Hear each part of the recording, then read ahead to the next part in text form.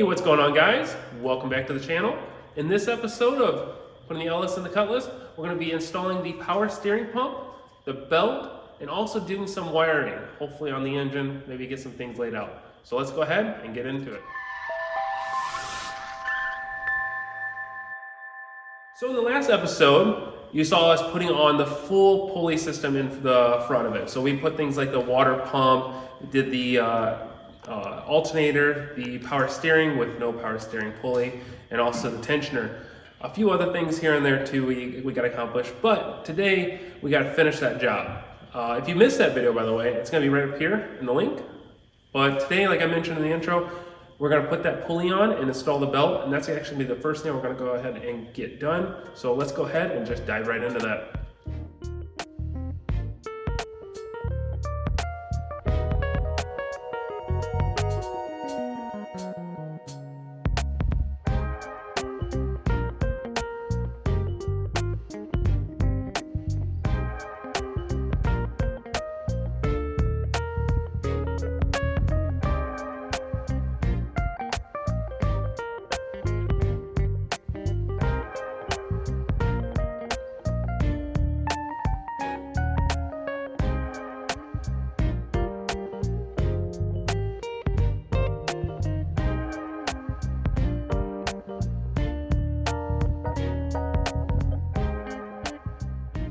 All right, so we just went ahead and grabbed the pulley puller / installation kit, went ahead and installed that pulley onto the power steering pump, and then we put the belt on. Make sure that it bottomed out on the power steering pump.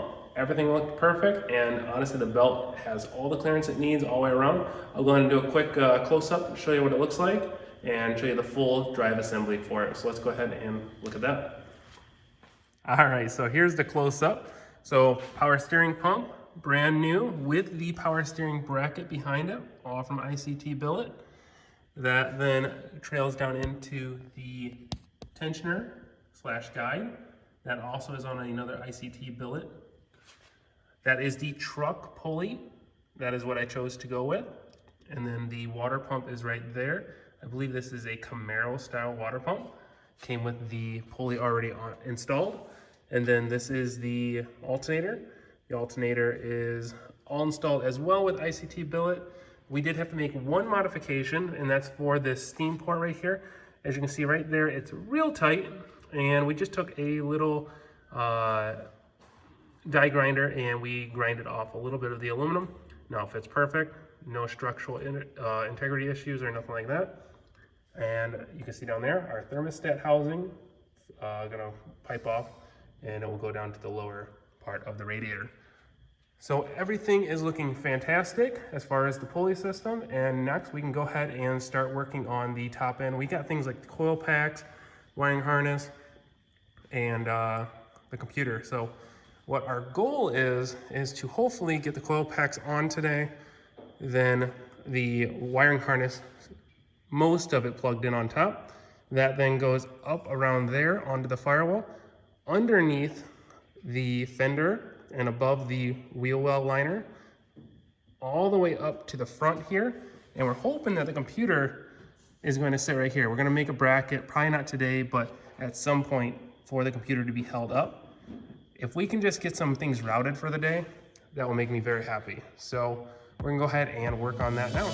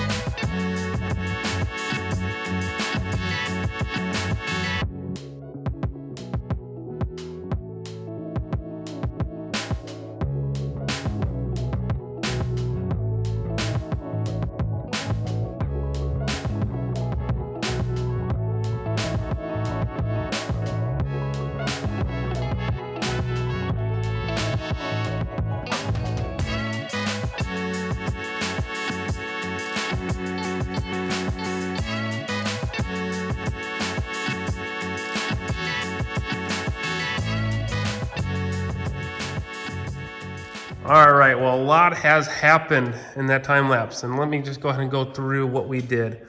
So we got the coil packs now installed. We got the harness. This is the factory GM truck harness, both sides, that plugs in right there. As well, obviously we have the fuel injection rails. Those have the fuel injectors all in there, perfect. Those are plugged in on the back. All the other sensors are also plugged in, like the idle air control, TPS.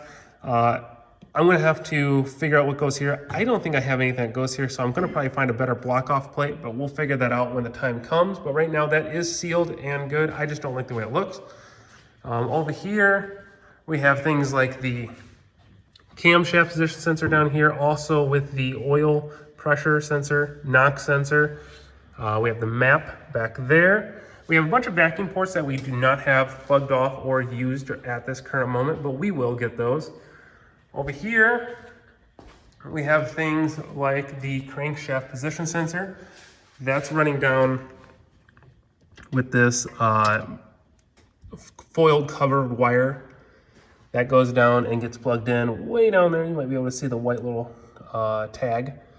And then one thing that you might notice that's a little bit different, we are now running the cable inside. So I have this air duct system that's for the air conditioner that I'm obviously not using.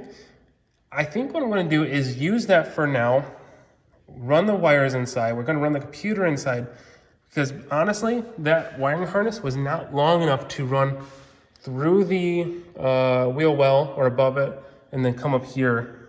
It just wasn't long enough. We were short by about 6 to 12 inches. So we're gonna run it through here because I'm not using that. This car has no heat, has no air conditioning, no nothing like that. And I'm not really planning on doing it because I'm just driving it in the summer. So when we pop inside here,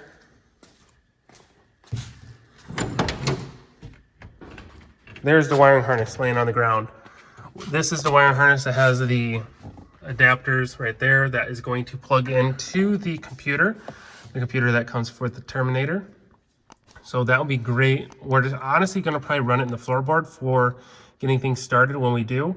And then at a later time, whether if I video it or not, I'm gonna put it into a spot that's actually gonna be better looking and probably be a permanent location for it. But just to get us started, it in the vehicle, out of the weather, is always a good choice. So other than that, I mean, this is looking great. We got a lot of progress done.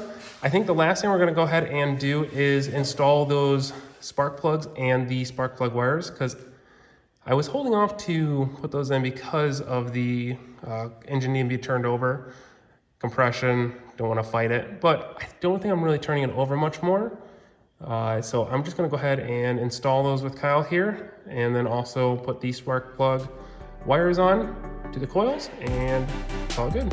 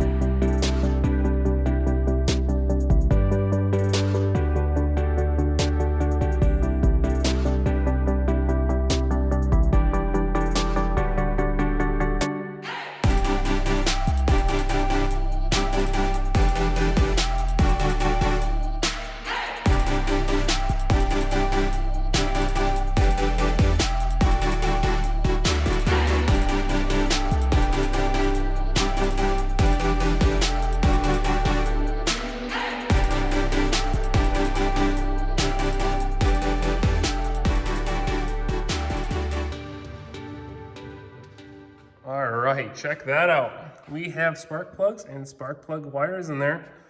That's looking awesome. Both sides. It's starting to become an engine. So I think some of the things that we're going to do in the next episode, Our starter, we need to do the alternator wiring. We need to hook up a battery. We need to run the new system all the way to the trunk because that's where I'm gonna have the battery from now on. No more engine bay. So we're just gonna go ahead and do some more wiring in the next episode.